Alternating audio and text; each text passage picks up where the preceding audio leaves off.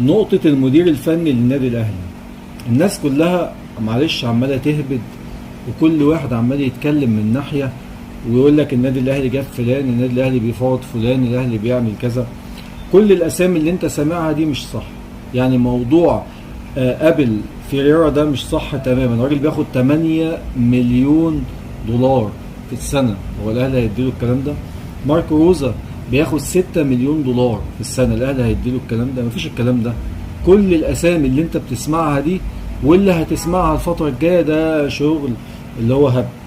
لكن الاهلي في الوقت الحالي، افاجئك بالموضوع، الاهلي في الوقت الحالي مركز في تشكيل الجهاز المؤقت اللي هيكون موجود مع عماد النحاس لغايه ما يجيبوا مدير فني اجنبي، تخيل.